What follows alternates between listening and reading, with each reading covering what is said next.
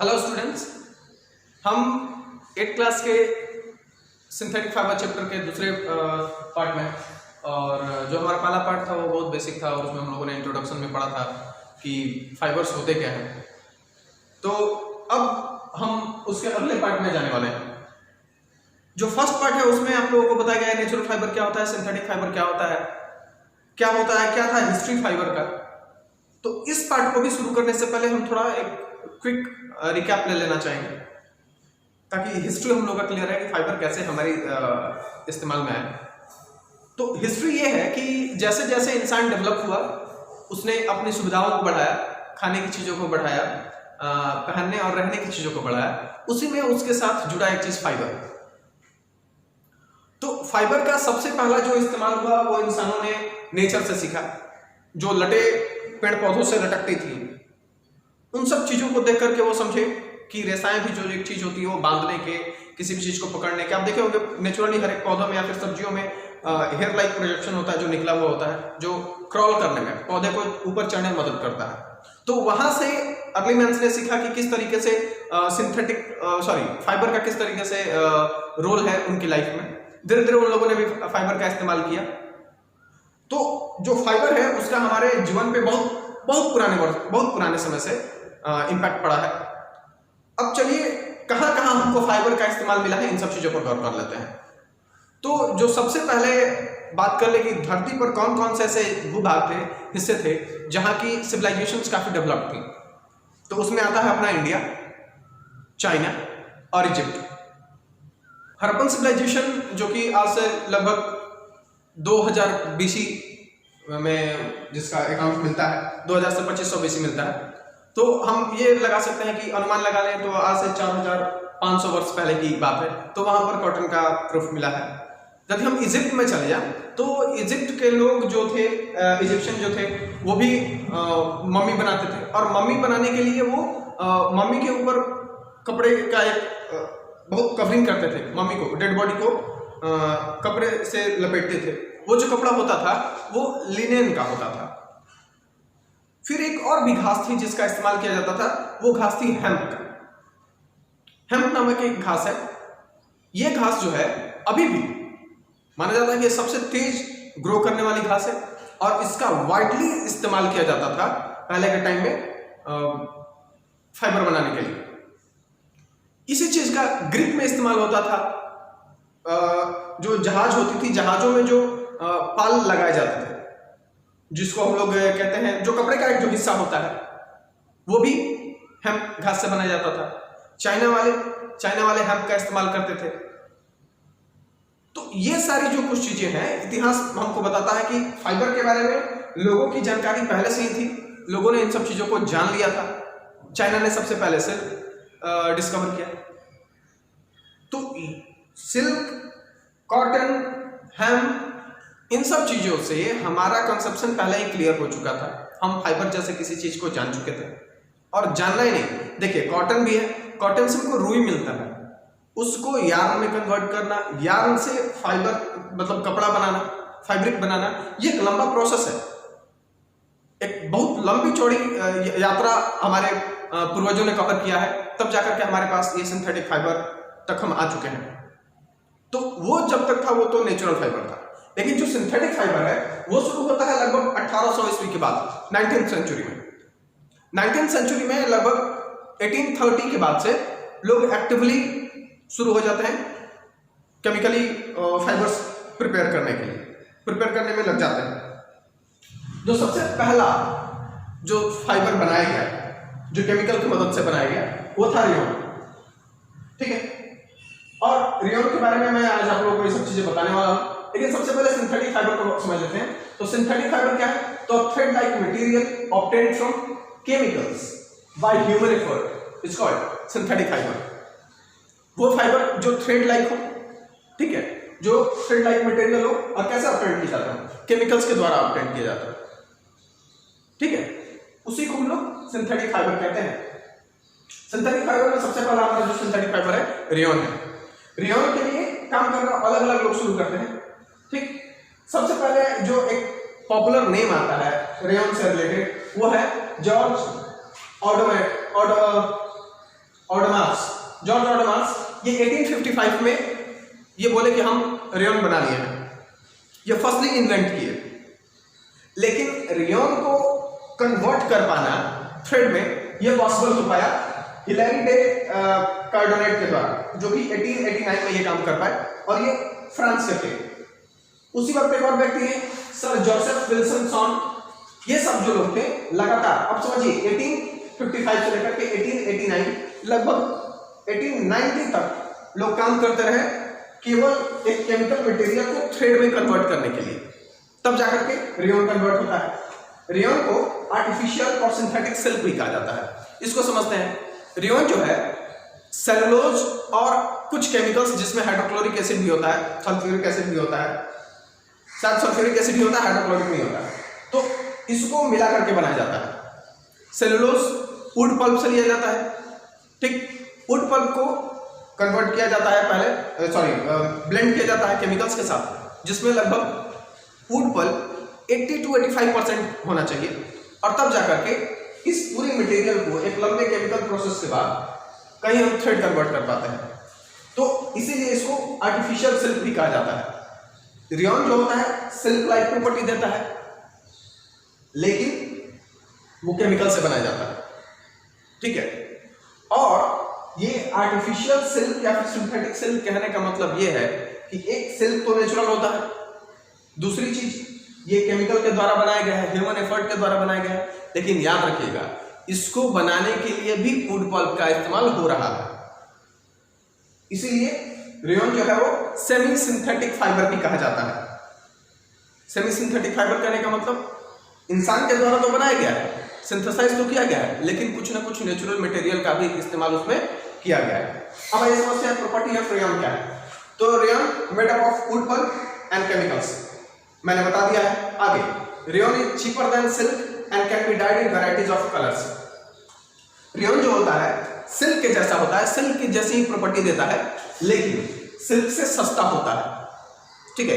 क्योंकि देखिए सिल्क जो है, मैंने क्या बताया था कल, नेचुरल फाइबर है, और नेचुरल फाइबर के लिए हमको डिपेंड होना पड़ेगा नेचर पे, तब ना नेचर के हिसाब से प्रोडक्टिविटी होती है। लेकिन यहाँ पर क्या है, जितना हम वुड पल्प डालेंगे, जितना केमिकल डालेंगे, उतना अधिक हम ये रेयॉन बना सकते हैं। तो इसके लिए हमको डिपेंड नहीं होना है, तो इसीलिए ये क्या है, ये चीपर है। आगे ये it can be died in varieties of colour, इसको हम अलग अलग रंगों में रंग सकते हैं, जितने वेराइटीज कलर का हमको चाहिए हम उतने वेराइटी बना सकते हैं। Can be blended with cotton, इसको कॉटन के साथ बड़ी आसानी से मिक्स करके एक मिक्स्ड फैब्रिक बनाया जा सकता है। अब इसके यूजेज क्या है, किस तरीके से ये इस्तेमाल किया जाता है, तो कहता है कि टेक्सटाइल फॉर मेकिंग फैब्रिक्स, तो जाहिर सी बात है रेयॉन के बहुत सारे कपड़े आते हैं, ठीक, तो रेयॉन का इस्तेमाल किया जाता है कपड़ा बनाने के लिए। आगे है कारपेट, कारपेट मैन्युफैक्चरिंग में इसका इस्तेमाल होता है। अब देखे होंगे जो कालीन बिछाए जाते हैं वो बहुत चमकीले होते हैं, तो उसमें जो चमकीला फाइबर होता है वो अक्सर रेयॉन होता है। रेयॉन बहुत सुनहरा चिकना टाइप का होता है, सिल्क की तरह। आगे टायर कॉर्ड, अगर किसी ने टायर को बढ़िया से देखा है तो जब टायर घिस जाता है तो उसके अंदर धागियां दिखती हैं, धागे दिखते हैं, तो वो जो धागा होता है ना वो किससे बनाया जाता है, ये रेयॉन का बनाया जाता है। आगे for making bandage and surgical dressings, आज के टाइम में बहुत सारे प्रकार के बैंडेज आ गए हैं। अब तो लगभग एक प्लास्टिक टाइप का बैंडेज आता है जो एक बार हाथों में लगा दिया जाए तो वो फिक्स रहता है, उसमें भीगने विगने का प्रॉब्लम नहीं होता है। प्लास्टर ऑफ पेरिस वाली जो बैंडेज है वो अब उसकी प्रथा धीरे धीरे खत्म हो रही है। तो ये सारी जो चीजें हैं रेयॉन से बनाई जाती हैं। हमारा अगला जो सिंथेटिक फाइबर है वो है नायलॉन, चलिए उसके बारे में पढ़ते हैं। फाइबर में रेयॉन कंप्लीट करने के बाद जो हमारा दूसरा सिंथेटिक फाइबर है वो नायलॉन है। नायलॉन जो है वो 1935 में, देखिए इसके ऊपर जो लगभग 1925 में रिसर्च शुरू हुआ था और 1935 में फाइनली वेलस ह्यूम कैरोथर नाम के व्यक्ति थे जिन्होंने नायलॉन को बना लिया था। इसको बनाने के लिए जो रॉ मटेरियल इस्तेमाल किए गए थे वो लगभग कोल और पेट्रोलियम से प्राप्त किए गए केमिकल्स थे, उन्हीं के द्वारा बनाया गया था। और ये सब पहला सिंथेटिक फाइबर था जो फुल्ली केमिकल बेस्ड था। रेयॉन में क्या किया गया था, वुड पल्प मिलाया गया था, वो थोड़ा बहुत नेचुरल था, लेकिन ये तो पूरी तरीके से पहला सिंथेटिक फाइबर था। अब एक चीज और, इसकी नेमिंग कैसे हुई, तो जो नायलॉन है उसकी मार्केटिंग, उसका मांग और उसका उत्पादन सबसे ज्यादा दो शहरों में हुआ, एक न्यूयॉर्क और दूसरा लंदन।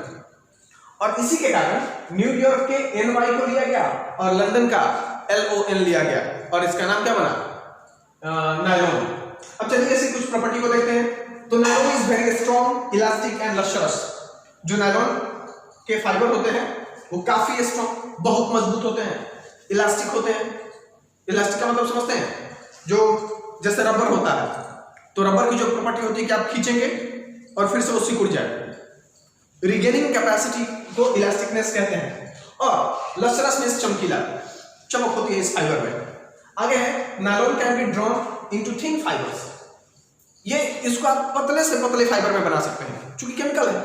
आप जैसे प्लास्टिक को समझे, प्लास्टिक को आप खींचते जाते हैं तो पतला होते जाता है, रबर को खींचते जाते हैं तो पतला होते जाता है। तो ये सब सिंथेटिक फाइबर है, जब हम खींचते हैं तो ये पतला होते जाते हैं। वहीं लेकिन यदि आप कॉटन को खींचेंगे तो टूट जाएगा एक सर्टेन लेंथ के बाद, वो फैल नहीं पाएगा। तो यही चीज होती है। तो जो चीजें इलास्टिक होंगी उनको पतला बनाना, थिन फाइबर में कन्वर्ट करना इजी होगा। तो नायलॉन हमारा हो जाता है। आगे बैड एब्जॉर्बेंट ऑफ वाटर। एक और बात, जो कॉटन है, उल है, अगर उसको पहन करके आप पानी में चले जाते हैं तो भारी हो जाता है, क्योंकि वो वाटर को एब्जॉर्ब करता है। लेकिन इसमें ये बात नहीं है, ये बैड एब्जॉर्बेंट ऑफ वाटर है। अब एक बात समझ लीजिए, यही प्रॉपर्टी नायलॉन के लिए मेरिट में भी रिगार्ड किया जाता है और डिमेरिट में भी रिगार्ड किया जाता है। ठीक, आगे रिंकल रेसिस्टेंट। इस चीज को एक्सप्लेन करूंगा कि किस तरीके से ये एब्जॉर्बेंट, बैड एब्जॉर्बेंट है तो उसका क्या घाटा है और क्या फायदा। ठीक है, यदि ये बैड एब्जॉर्बेंट है तो जब हम इसको पहनते हैं, नायलॉन के जब हम कपड़ों को पहनते हैं तो पानी को सोखता नहीं है और वो स्किन से चिपक जाता है, तो वो डिस्कंफर्ट क्रिएट करता है। उसके कारण स्किन रैशेज होने शुरू हो जाते हैं, खुजली होने शुरू हो जाती है। आगे रिंकल रेसिस्टेंट। रिंकल रेसिस्टेंट का मतलब ये है कि इसमें कभी भी मोड़ नहीं पड़ता, घुर्ची जिसको हम लोग कहते हैं, सिकुड़ता नहीं। एक बार आप धोए फिर पहन लीजिए, आयरन करने की आवश्यकता नहीं है। तो ये कुछ प्रॉपर्टी है नायलॉन की। अब चलिए उसके यूजेस के बारे में डिस्कस करते हैं। तो use for making tyre cord. हम लोगों ने पढ़ा रेयन के बारे में भी। रेयन से क्या करते हैं, टायर कॉर्ड बनाते हैं। इसका भी इस्तेमाल किया जाता है टायर कॉर्ड बनाने में। आगे use for fabrics and ropes, इससे कपड़े बनाए जाते हैं। ठीक है, जो मोजा होता है ना, मोजा बनाने में तो मोजे का जो मटेरियल होता है आप उसी की जैसा आप याद कर लें दिमाग में, वैसे कौन कौन सी चीजें हैं जो हम पहनते हैं। तो फैब्रिक्स और रोप्स, रस्सियां बनाने में इसका इस्तेमाल बहुत ज्यादा होता है, चूंकि बहुत ज्यादा स्ट्रॉन्ग है। आप अभी देखते होंगे कि जो माउंटेनियरिंग करने के लिए जो रस्सियां इस्तेमाल की जाती हैं बहुत सफेद, बहुत सॉफ्ट और चिकने होते हैं। वो क्या होते हैं, नायलॉन होते हैं। नायलॉन की वो रस्सियां होती हैं। आगे फिशिंग नेट, पैराशूट रॉक्स। ठीक है, जो मछली मारने के लिए जो जाल बिछाया जाता है, या फिर जो हमारे जो किसान हैं जो अपने खेत को घेरने के लिए इस नेट का इस्तेमाल करते हैं, वो सब कुछ।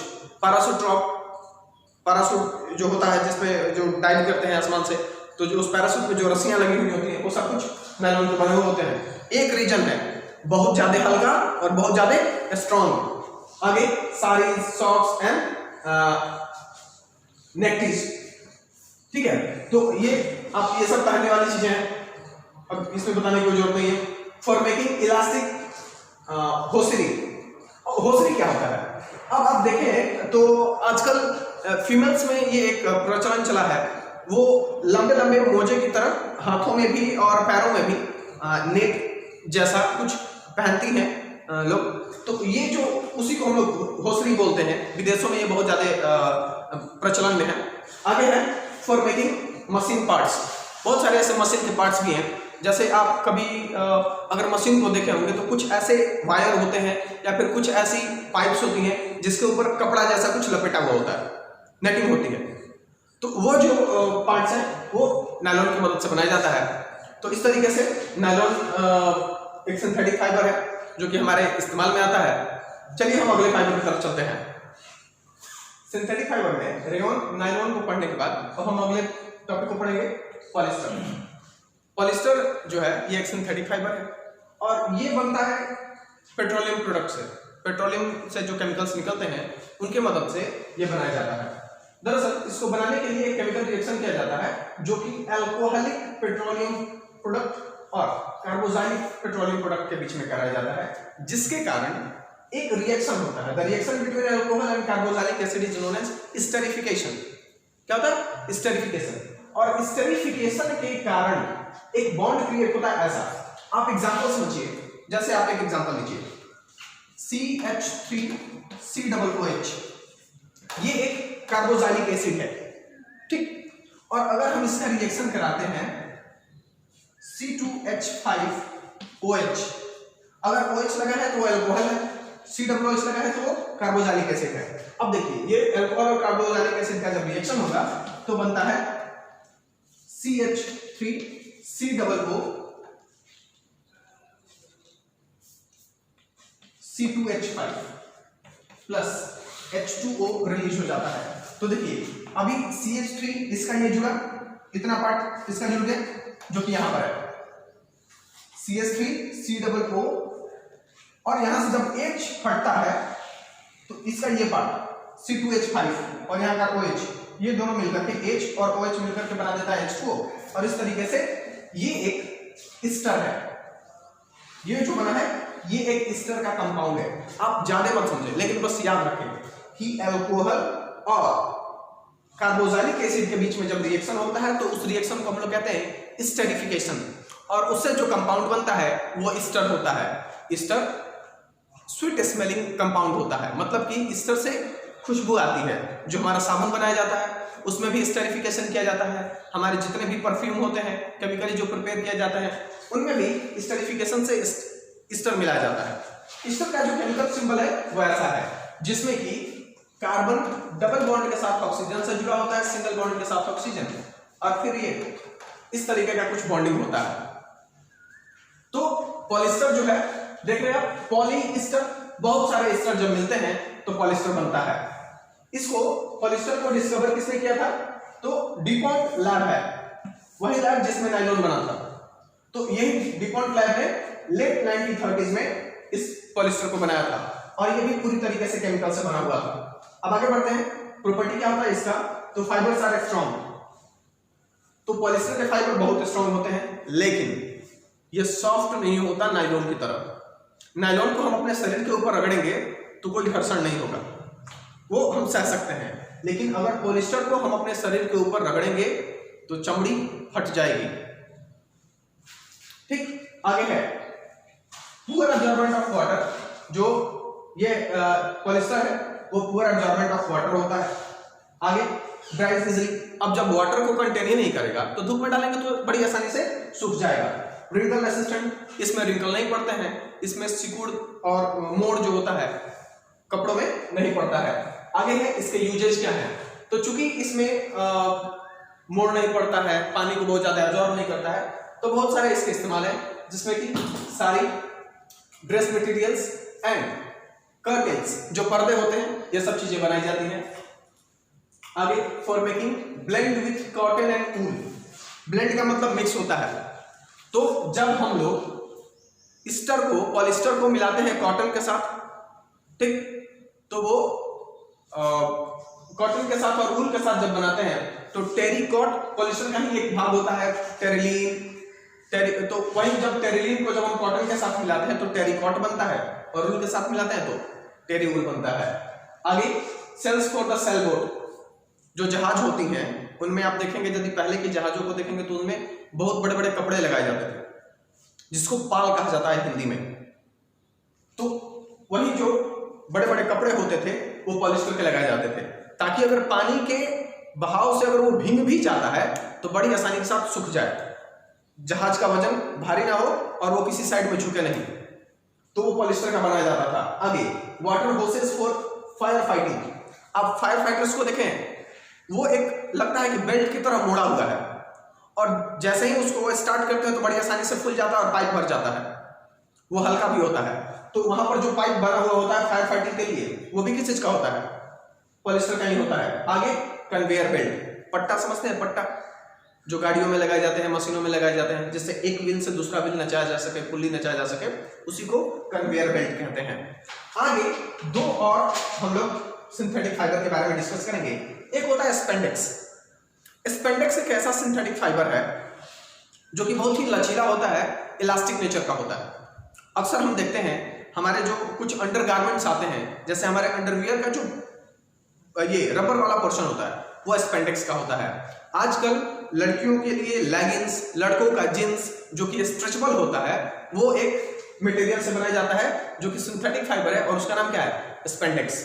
जो हमारे खिलाड़ी हैं वो जितने भी इस प्रकार की चीजों को पहनते हैं वो सभी के सभी क्या है? स्पेंडेक्स हैं। आगे है एक्रिलिक फाइबर्स। एक्रिलिक फाइबर एक ऐसा फाइबर है जो कि बहुत ही ज्यादा इस्तेमाल हो रहा है आजकल, और ये ऊल की तरह रिसेंबल करता है, रिसेंबल्स टू ऊल। इसका इस्तेमाल स्वेटर, शॉल, वार्म क्लॉथ्स बनाने के लिए किया जाता है। तो यही थे कुछ आज हमारे सिंथेटिक फाइबर्स, जिनमें हम लोगों ने रेयन, नायलॉन, पॉलिस्टर, स्पेंडेक्स और एक्रिलिक फाइबर के बारे में पढ़ा। आशा करते हैं कि आज का वीडियो आपको अच्छा लगा होगा। कमेंट में अपने राय देना ना भूलें और जरूर बताएं आपको कैसा लगा।